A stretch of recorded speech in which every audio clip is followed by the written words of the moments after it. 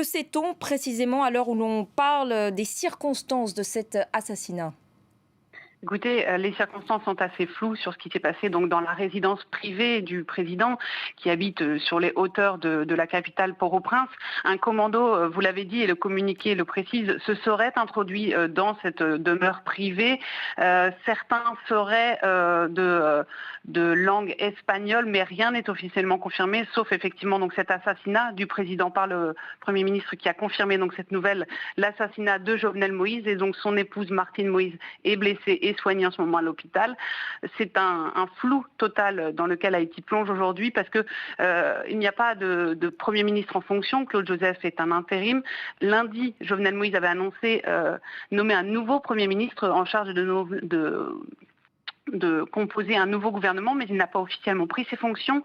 Selon la constitution haïtienne, c'est au président de la Cour de cassation d'assurer le pouvoir en cas de vacance par la présidence. Mais aujourd'hui, Haïti n'a pas de président de la Cour de cassation, car il est lui décédé du Covid récemment.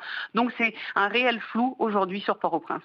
Voilà, tout cela intervient, vous l'avez rappelé, dans un climat très lourd pour le pays, en proie donc à une crise politique et également, on le sait, depuis de très nombreuses années, à de très graves violences qui sont devenues aujourd'hui le quotidien des Haïtiens.